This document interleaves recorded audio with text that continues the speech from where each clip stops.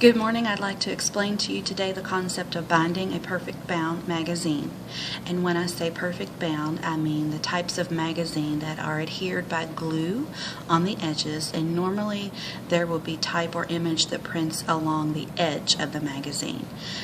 Otherwise, there are saddle stitch versions, and those are stitched with wires and normally do not have any type along the edge.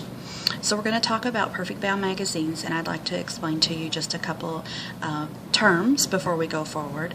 The first being where the head, face, and foot of a magazine is. If you're looking at a magazine, along the left edge where it's bound is called the gutter, and then at the top would be the head, the bottom would be the foot, and where you flip the pages on the far right would be the face. The other terminology that I need to explain is what a signature is. A signature is a group of pages that are all printed on one sheet of paper and that are folded down together.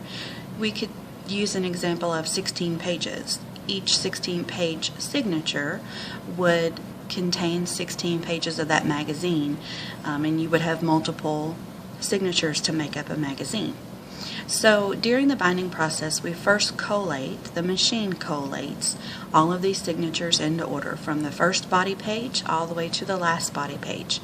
The machine will collate them and put a little gripper on the side so that it kind of holds them in place, stands it up on edge so that the spine is flat on the machine and the face is standing upright.